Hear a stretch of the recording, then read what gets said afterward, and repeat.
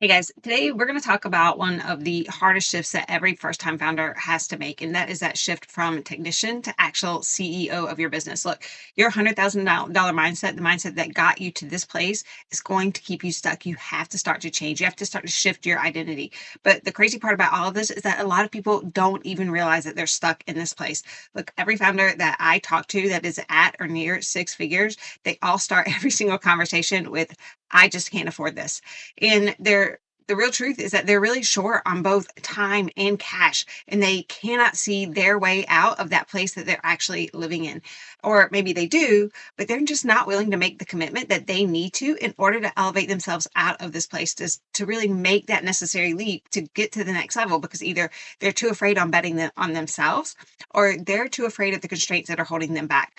The real problem here, the real thing that's really holding them back, is that they're still thinking like the doer. They're still thinking like the technician. They haven't gotten out of that W-2 employee mindset. And you've got to make a big change. You've got to get out of this place if you actually want to level up and be a $1 million founder. The real truth here is if you are stuck in this place, then you have now successfully built yourself a job. Congratulations. But most of us, we left our job for a certain reason. And if you want to make the shift and start to think and act like a real CEO and stop killing your business and the growth that could be possible for you, then you've got to shift your mindset. You've got to make some changes. You've got to change your environment and the way that you think completely and wholly.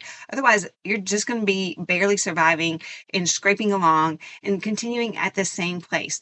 Look, this mindset is going to keep you trapped at the same level no matter how hard you work. You can't work your way out of it. And you cannot scale or sell from this place. I mean, how in the world are you going to take on an additional client when you're living in this space where you're barely scratching along and can't really see the forest for the trees? I mean, the truth is you can't. So if you want to get out of this place and truly build something that gives you actual freedom to live in the role and the work that really drives you and, the environment that you thrive in, then you have to start actually thinking like a CEO. And today I'm going to show you the exact shift that you must take if you want to finally get out of the role of technician and start to step in the role of the CEO and visionary of your business. Look, I've been here and this shift is hard. I am a three-time founder. I founded my first business in 2015, and my husband was a Marine at the time. So we didn't have the world's highest income as a family. Not to mention, we had just had our first child. So I always placed the emphasis on cash and what I could bring into our family above actually giving myself freedom and scaling our business and learning to be a CEO. And then when I did finally decide to make that hire, I decided to trade experience for the savings I could realize off the onset of hiring someone a little bit cheaper. And then because I didn't really know how to train and how to lead a team, it led to a lot of frustrations, both on the part of me and on my new employee. So guess what? That employee, it didn't work out, and neither did the second one.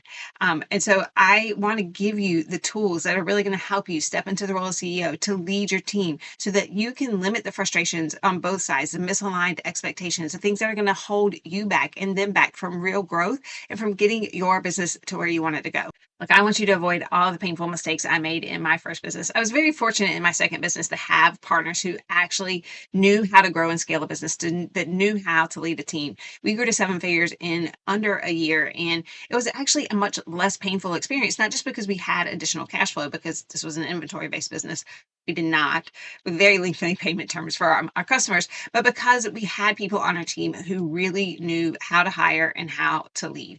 And so that helped us really get to that place again in under a year that we were doing seven figures. And now in my third business, I'm all in on being CEO. I've had a VA almost since day one to help me really grow and scale this thing. And I want the same experience for you.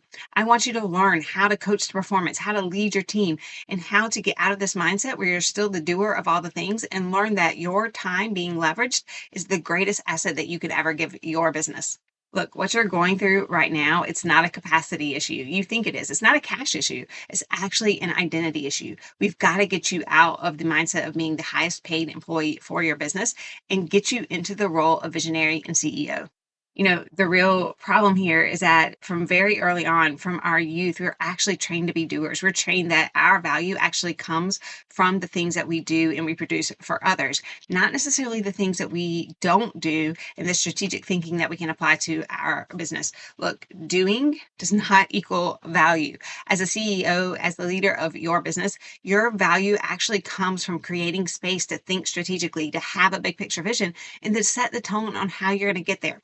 But even in grade school, again, we're taught to do more and to lean into other people's objectives for what they want us to accomplish, not to create our own objectives and to push that path forward. You're also taught from a very early age that cash is king and you should accumulate and keep as much of it as humanly possible. We're not necessarily taught that to leverage our time to produce more cash can actually serve us more in the output. So you've got to undo all of this thinking in order to start to really develop that CEO mindset that's going to get you further in the future. Very often in our lives, we have an actual emotional attachment to doing. I can't name the number of conversations I've had where I've talked to people about not doing certain things, and they're like, well, if I don't do this, then what am I going to do?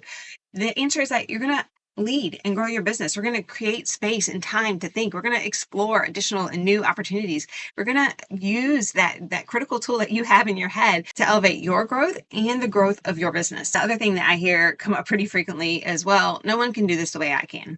That's simply not true. The problem is you just don't know how to communicate it clearly. You're not clear in what it is that you're trying to create so that you can actually tell your team what they need to do in order to create it in the way that you would like to see. You've got expectations of performance and you've got to be able to communicate that to your team. But if you're not clear in what that looks like, you'll never be able to accomplish it. So yes, people can do what you do in the way that you do it, but you've got to be able to clearly communicate it to them in order to be able to produce that as an outcome.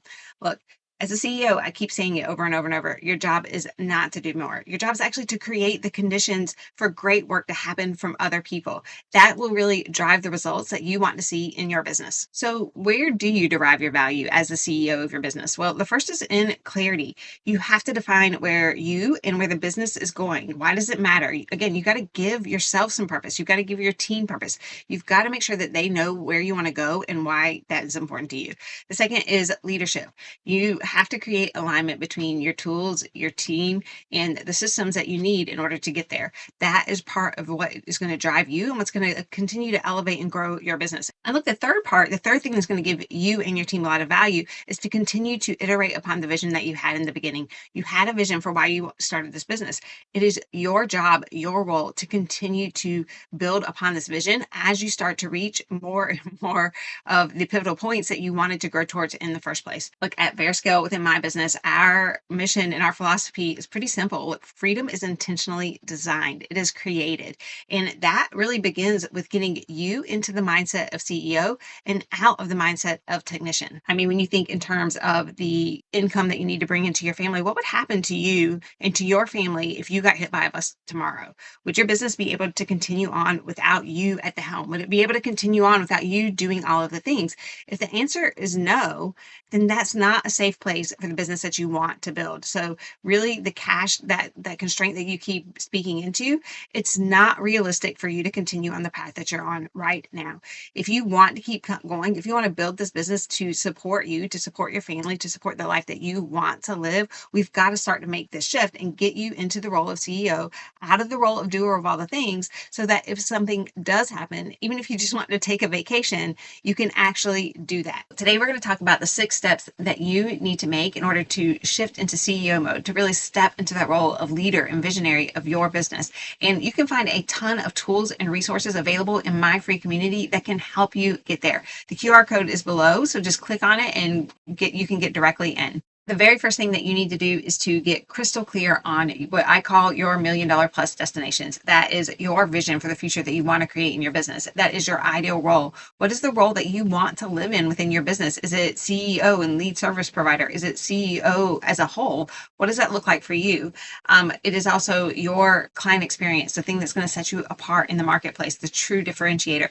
And it's also the metrics that that allow you to live the lifestyle that you want to live and to build the business that you're trying to create. Look, without this type of clarity, you cannot be consistent in what you're trying to build for the future. And without that level of consistency, you're not going to generate the momentum that you really need to propel yourself, your business, your team, everyone forward. And without momentum, then you can't create growth. So once you start to gain this type of clarity, that's when you can start to consistently show up and produce the message that you need to produce in order to really generate the momentum and the growth that you need to reach the next stage of your business. For most people at this technician phase of their business, everything still lives in their head. And when everything still lives in your head, you can't communicate it clearly to your team. And when your team doesn't know where you're going, then they can't help you drive the bus. That's the problem when you're operating as a technician, as a W-2 employee. You've never had to be in this place where you shared your big picture vision with a bunch of people so that you could give them a sense of purpose and bring them in to help you really build what you're trying to build for the future. So when you want to step into the role of CEO, this is the first integral part of creating that type of clarity, to having people help you. And the help, that is what's really going to push forward your business in a way that you've never been able to do by yourself. When you're drowning in client tasks, when you're not clear in where it is that you want to go, when you're handling all of the back-end admin work, there's no space to think about the future. So even if you've started to document exactly what it is that you want to build for the future, if you haven't laid it out crystal clear and you're not envisioning a place where you can have the help and support of others on your team, then you're not going to get there as quickly as you'd like. So the very first thing that you have to do is to clearly outline what the destinations are that you're trying to reach. And again, there are free resources in my community that are going to help you do that. The second step here is that you've got to stop solving for symptoms. You've got to start solving for the real underlying issue. Most of us as founders, when we're operating from that place, we are so busy that we're just trying to get through the day. We just put a little duct tape on whatever problems come up. And we all know that duct tape, it will work for a while, until one day it doesn't and it completely breaks down. You've got to stop thinking that way. You've got to stop putting the duct tape on and just creating the cheap solution that can happen really quickly. You've got to start solving for the underlying issues so that you can fix the real problems at hand. Look, most founders, when you're going through this stage, you're trying to work harder. You stay up a little later. You get up a little earlier. You push a little harder. And at some point, you're going to be the one that breaks. It's not going to just be the system or the tool that you have in place. It's going to be you that breaks. You're going to burn out and you're going to be exhausted. And this business is going to be something that you don't even know if you want anymore. So you've got to shift your mindset here. The $100,000 mindset, the one that got you here, that's the one that believes that capacity is what's going to create cash. The one that's going to get you to the next level knows that you've got to invest some cash in order to create capacity, and that capacity is what is going to produce more cash in the long run. I already said it once, I'm going to say it again. This is what is called compounding momentum. When you fix the problem, the right problem, the root problem, the real thing that is holding you back, that's when you generate the ability to actually produce more cash. And that cash is going to help you produce the ability to create more capacity. And that capacity, more cash, more capacity. I think you get the point here. So if you had the right systems in place, if you had the right tools in place, if you had the right people in place, could you take on 1 to 2 additional clients? And with the money that you generated from those 1 to 2 additional clients, could you hire another VA or a second or third team member? And then if you had that additional support, could you take on even more clients and create more revenue for the future? And then when you did that, could you actually find a new path and a new way to grow again? Could you create a new product that might sell additional or give you additional opportunities to sell into the future? This is what I'm talking about. This is where momentum really compounds. And this is the loop that's going to pull you out of being stuck in that bottleneck trap. So you've got to be willing to see that cash is not your greatest resource. It's really time. Time is your greatest resource and your greatest asset. And it's the only thing you can't get back in the future. Step 3, you've got to set real, tangible, measurable goals for your business. And you've got to do it through the roadmap of the 4 Ps. That is your people, priorities, performance, and processes. Most founders, especially solopreneurs or those first-time founders who've never really been in a leadership position, they set their goals like, I want to hit $2,000 in revenue next year. The problem is that doesn't tell us much. It doesn't give us any kind of path to actually create that as an outcome. So when I hear that from someone, I'm always quick to ask, why? What is the problem that you're really solving for? Why do you need to hit $200,000? Is it just to produce additional income for your family, or is there something else at play here that we need to speak into? Because look, I mean, the truth is $200,000 is not an effective goal. I always like to liken the entrepreneurial journey to the big journey that I'm on with my family. Obviously, you can see that, maybe not obviously, but I am in the bedroom of an RV because I travel the country with my family full time. So I always like to use this as a metaphor for the entrepreneurial journey. And the truth is, a goal of $200,000 in revenue, it's a destination that has no map, no timeline, no vehicle. It's not telling us how you're going to get there. It's not a true goal that's going to produce the outcome that you want to create. If you are operating as the CEO of your personal life or your business, you would actually say, hey, I'm going to California in June for a 7-day trip to see my cousin. I'm going to take my family along on this 2-week road trip. We're going to see this specific sites along the way and visit these specific cities. We're taking this vehicle, which is going to need to be serviced before we hit the road for that length of time. That's the level of clarity required to produce outcomes and goals like a CEO. That's the one that's going to turn your wish and your hope strategy into an actual tangible plan that you can actually push forward for your business. Look, revenue is the outcome of the goals that you're creating. It's not the actual real tangible goals that you need to create for your business. If you want to start to think like a CEO, then you would set a goal that looks closer to like, I'm going to bring on 2 new tier 3 clients, and that's going to allow me to hire my first VA. I'm going to fully onboard them and turn over 50% of the back end admin work that I've been handling so that I can free up my capacity to step further into the role of CEO. Those are the goals that are going to move your business forward. Those are the goals that are going to allow you to build the roadmap to actually turn that possibility into a reality. Those are the goals that are going to genuinely free up your time, your team, your capacity, and your cash flow. Step number 4, you need to delegate outcomes, not tasks. Your team, everyone, including your AI employees or anybody you use in this role, they have to own the results and the outcomes. They can't just own a checklist of tasks that you've handed over to them.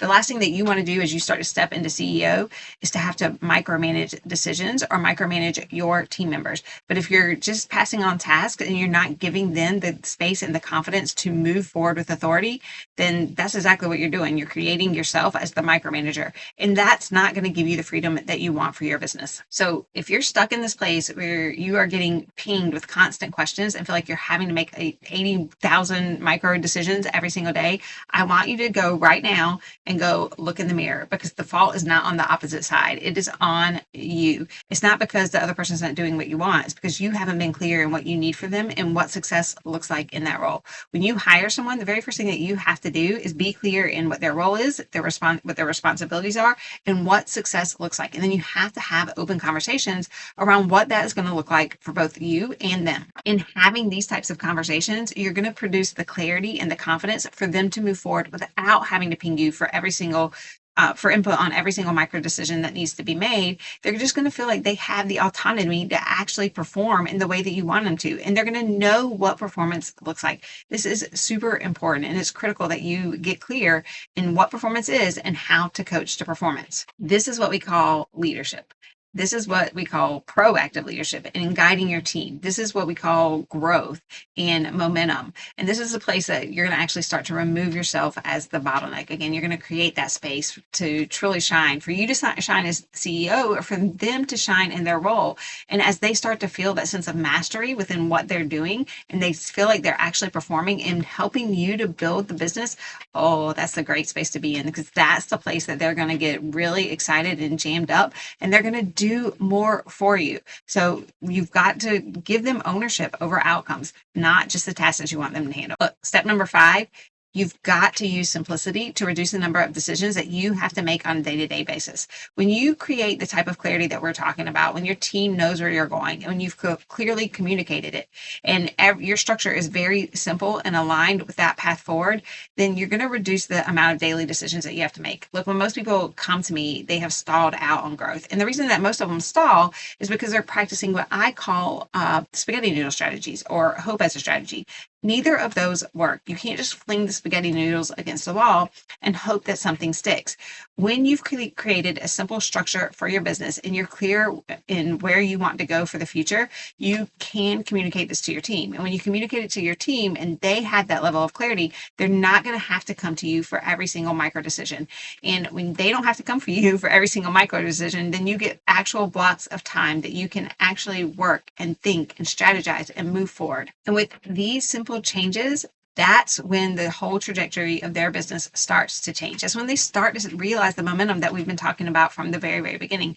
And that momentum creates the changes that they've been seeking all along. As soon as they get out of the mindset of the technician and they start to make these micro changes to their business, again, within 30 days, that's when they start to step into the role of CEO. And that role, that type of leadership, that is what really pushes their business to that next level that they've been seeking all along. And finally, step 6, you've got to protect your time like your next level depends on it, because guess what? It actually does. This is where you go from doer of all the things who's just shoving things in every available minute of the day to the one that actually protects their time like the strategic asset that it is, that uses their time effectively and efficiently to create the vision for the future that they want for their business. Look, this is where we start to make use of that practice called time blocking. This is where your days are no longer a scramble, where you've proactively set up your calendar to produce the best results from you. This is where you've built in rest and recovery days that allow your brain to recharge so that you can really push forward to the future. This is where you set boundaries on Slack to let your team know when you're actually available. This is when you stop getting pinged by every single client and every fire that comes up. Look, CEO time, that's for vision, that's for strategy, for analysis, and you protect that time like your whole business depends on it. Because again, it does. No one can do what you do when it comes to the visionary department. You have to start to create some intentional space to think, to have conversations, whether that's with your AI VP of leadership, with your coach. You've got to have those active conversations with the people and the tools that are going to really push you forward to new levels. This is how you start to really lead your business and to create that momentum and the compounding momentum that's going to drive you forward to the future. When you get to this stage, your time should be protected just like you did your cash when you're in technician mode. So think of it that way. Your time now, it really is your most valuable resource. It's your greatest asset, and you need to protect it like it is. So when you're ready to get out of technician mode and to start to step into the role of CEO, these are the 6 steps that are going to help you to get there. This is where you're going to stop being the doer of all the things, where you're going to start creating space for yourself to allow you to think. This is where you're going to stop being in firefighting mode, and you're actually going to start to proactively plan your next steps to get your business to the next level. This is where you start to get your time back and that freedom that you craved in the beginning. This is where you're going to make decisions that much more quickly so that you can actually create that compounding momentum for yourself, your team, and your business. This is where your business actually starts to become much more predictable, much more profitable, and actually truly scalable to get you to the next level. This is where you become CEO. Look, if you want a little help along the way, if you want some access to some free resources, to other founders like you, to some guides to help you really start to shift your mindset into the role of CEO and getting out of the role of technician, go to my free community. It is absolutely free to join, and you do have access to a ton of guides and resources. If you also want some additional support, I do offer one-on-one coaching. You can get that link below and apply to be a one-on-one client of mine, or subscribe to my YouTube channel. I do release new videos just like this every single week that are going to help you really start to shift again from technician into CEO role to get you out of the place where you're stuck at that 6-figure status and helps you start to actually build your $1 million plus business. So I am super excited to have been a part of this journey with you so far, and I look forward to continuing on in the future. Just remember, freedom is created through leadership. You have the ability to create the future that you want for both yourself and for your business.